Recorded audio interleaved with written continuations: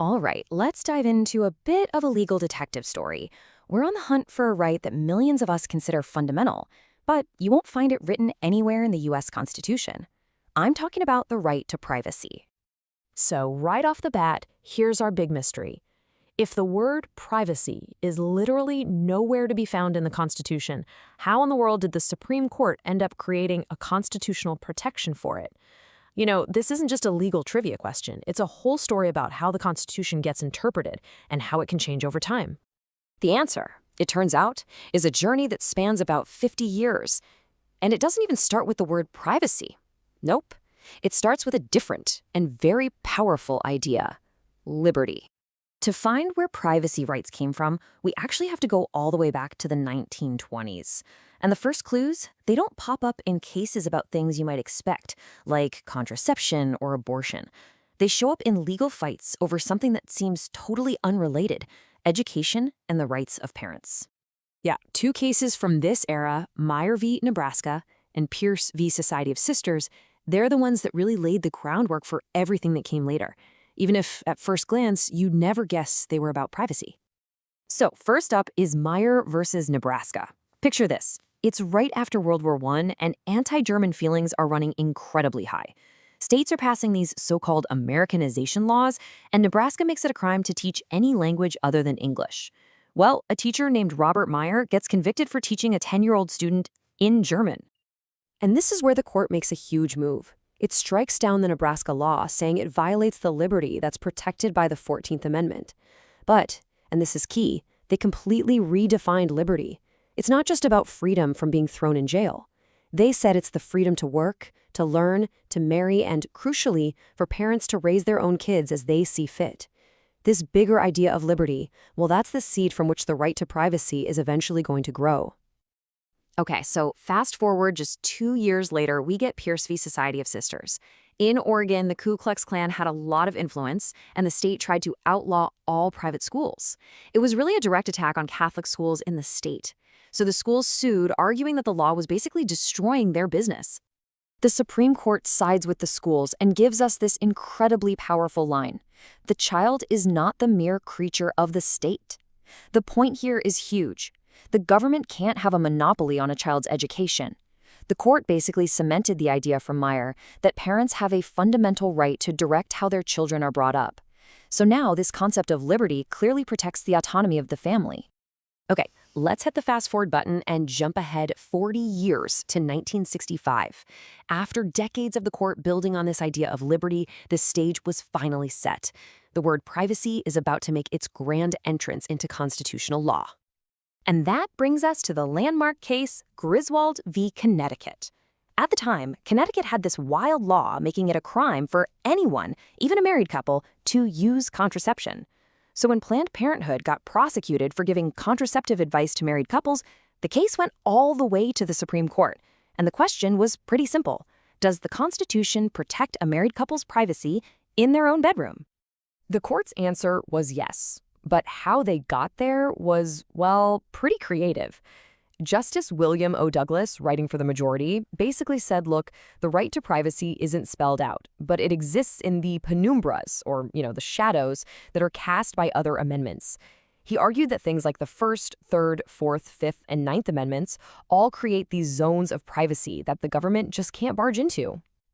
Now, what's really fascinating here is that even the justices who agreed on the outcome couldn't agree on why. As you can see here, you had Justice Douglas with his whole penumbras theory. Then you had Justice Harlan, who wrote a concurring opinion saying, forget the shadows. The right comes directly from the 14th Amendment's protection of liberty. And then you had Justice Black in dissent, arguing that if the Constitution doesn't say privacy, then the right simply doesn't exist. Now, keep an eye on that dissent. It's going to become really important much later in our story. So Griswold created a right to privacy, but it was very specific. It was about marital privacy. It was a right for married couples. So what about everybody else? Well, the very next case in our story is going to blow that right wide open.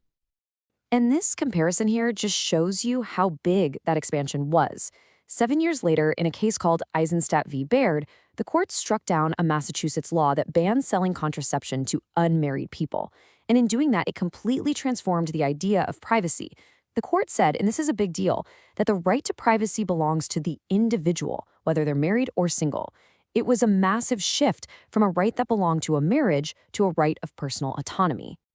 And that, of course, brings us to 1973, and the case that pulled all of these different legal threads together, Roe v. Wade. This is where the ideas of liberty, marital privacy, and individual privacy all came together to create the most controversial and well-known privacy decision in American history. You can actually see the path to Roe laid out so clearly here. It's like a set of building blocks. Meyer protects parental liberty. Then Griswold defines a right to marital privacy. Eisenstadt expands that to individual privacy. Each decision was absolutely necessary for the arguments that were made in Roe v. Wade. And, behind all this legal doctrine are real people. Jane Roe was actually Norma McCorvey, a 21-year-old woman in Texas who couldn't get a legal abortion.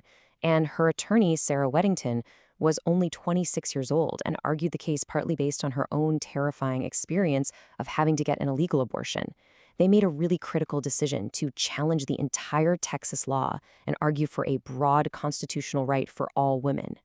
The court, in a 7-2 decision, agreed with them.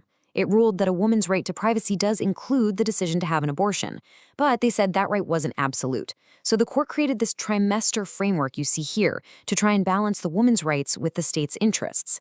In the first trimester, the state can't really interfere. In the second, it can regulate to protect maternal health, and then in the third, after viability, the state could prohibit abortion altogether. And that word right there, viability, that was the whole ballgame. That was the line the court drew in the sand. Before a fetus could survive outside the womb, the woman's decision was what mattered most. But after that point, the court said the state's interest in protecting potential life became strong enough to outweigh her privacy right. Of course, when we're talking about constitutional law, the story is never really over. The Roe decision was like a legal earthquake for sure, but it was not the final word. The debate that it started would keep raging for the next 50 years. This timeline really shows that evolution. In 1992, Planned Parenthood versus Casey upheld the right to an abortion, but totally threw out the trimester framework. And then in 2022, Dobbs v. Jackson did what many people thought was impossible. It explicitly overturned both Roe and Casey. The huge change in Casey was the legal test it created. It got rid of Roe's strict trimester rules and replaced them with something called the undue burden standard. You can think of it like this. If Roe built a really high wall around the right to abortion, Casey lowered that wall, which allowed states to pass more regulations as long as they didn't create a substantial obstacle for a woman trying to get an abortion. It was a really significant shift that gave a lot more power back to the states. And this is what brings our entire story full circle. The majority opinion in the Dobbs decision argued that the right to an abortion was not deeply rooted in the nation's history and tradition. That argument, it's almost a perfect echo of Justice Black's dissent all the way back in the Griswold case in 1965.